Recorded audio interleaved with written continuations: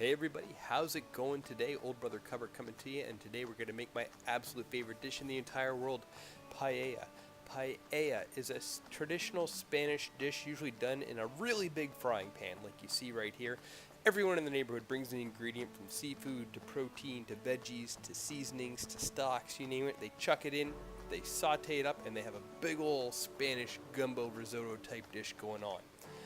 But I'm going to make it on a smaller scale because I don't have a really big frying pan to make it on in my kitchen. So, to start out, we're going to take some garlic. We're going to mash it up. We're going to mince it up nice and small. Uniform size, not important. We're going to saute and simmer the heck out of this. There's not going to be any garlic left by the time we are done sauteing it. Then we're going to take a Spanish onion because it's a Spanish dish, of course. Cut half of it up. Dice it. If you're making it for a large number of people, obviously use more onions, but this is for my wife and my 3 kids and I. And we had tons of leftovers when we were done, might I add. Take your onion, take your garlic, move it aside. Next we have half a bell pepper. Take that bell pepper, dice it up. Bell peppers, a popular ingredient in Spanish cuisine as well. So we're going to dice that up nice and firm. We're going to take it, we're going to move that over to the side, put it in a bowl. Now we have our proteins. Today I'm using some Italian sausage and some chicken breasts. Traditionally, people would bring seafood, everything from shrimp to lobster to mussels, you name it, they would chuck it in there as well. My family can't get past the texture of seafood. I love it, they don't, so we skipped the seafood today. Now we have nice large chunks of that meat cut up. We're going to take it, we're going to put that in a bowl. And we're going to move that to the side as well. In addition to the proteins and the veggies, there's a lot of other flavors that go into this as well. I'm going to list those off for you right now. To start out, chicken broth, 2 cartons to be exact, sunflower oil, some paprika, some Italian seasoning, mostly for the oregano, diced tomatoes, wow, everything's no name, go figure, some sea salt, and some pepper. I also used garlic powder, didn't show it, but I did. And arborio rice. Spanish rice would be better, but I could not find Spanish rice anywhere, so we went with arborio. Italian rice, the next best thing. Got our skillet heating, add some oil, heat that oil up as well. Take that garlic and that onion and chuck it in. We want to extract every last bit of flavor we possibly can from this garlic and onion. The pan's hot, it's not going to take too long to do. We want it to be nice and golden brown around the edges and kind of clear in the middle. We don't want to burn it, but we want to get a nice caramelization on the onion and the garlic. And that's what it looks like. See the browning around the outside? That's what we know when it's time to add our protein. Our chicken, our sausage, and if you're adding seafood, wait a couple minutes because you want to get a good sear, a good brown on this meat before we do that. So, add your chicken, add your sausage to the hot pan. It's important to note, I usually do this outside, over extremely high heat, over open flame. I'm talking like 700 degrees temperatures. A lot faster, a lot quicker cook. Inside, more controlled, lower temp. Add your seasoning gradually, starting with the salt. You don't need much salt. The sausage has a pretty high salt content.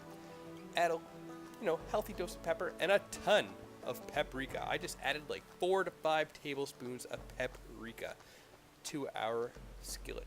Take it, stir it up, make sure it's nice and mixed. All the flavors are meshing together. They're mingling so well together in that skillet, just like this. All right, let that brown up for a few minutes, just like so. Now we're going to add our Italian seasoning. This is mostly for the oregano. If you have just dried oregano, go ahead, add the dried oregano. Give it a good stir. That little guy tried to get away. He didn't make it. He got back in the skillet. Next up, we have, well, this is when I would normally add my shrimp. But like I said, we're going to bypass the shrimp because my wife, she doesn't dig the texture of seafood, of shrimp. So this is normally when I would add the shrimp, but for today, we're going to go ahead and we're going to skip that. It's not a big deal. We're not in Spain. No one's going to yell at us. So now we have our skillet. Everything's burning up nicely. The next ingredient we're going to add is our diced tomatoes. Take your diced tomatoes, stir them all in, get them incorporated nicely in the dish until they're nice and cohesive with everything else. Kind of like a little tomato chicken sausage stew going on there. There we go. We got it nice and stirred up. Got a good simmer going.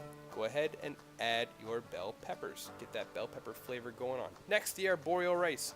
And at this point, I realized I have no room left in my skillet. Please use a bigger skillet or a wok if you have one. Look, no room left. What am I going to do?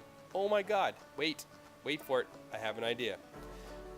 I'm going to grab the wok that I use outside over my fire pit. There we go. Look at that. 4 times bigger than my skillet. Heated it up, took everything, added it in. Problem solved. Lesson learned. Folks, use a gigantic wok when you're making paella. Just like this. Now we're going to go ahead, we're going to add our stock. It's going to take that arborio rice. It's an Italian rice, super absorbent, but it takes a long time to absorb moisture. It's going to take you about 25 to 30 minutes, adding 1 cup of stock at a time, tasting all the way to make sure the rice is cooking properly. But it's going to take about 30 minutes, about 2 cartons of stock, and bam, now you have yourself a nice thick, super absorbent rice. Look at that. That rice has tripled in size. It's soaked up all that flavor. You got the meats, you got the veggies, you got everything going on in that dish together. And there you go, folks. A traditional Spanish paella minus the seafood. Beautiful color, beautiful texture, beautiful flavor. Delicious. My family loves it. Make it for a barbecue. Impress your friends. Impress your family at that. Thanks for watching, guys. Please check out my YouTube videos and share my videos. Have a great day, everyone. I'll see y'all next time.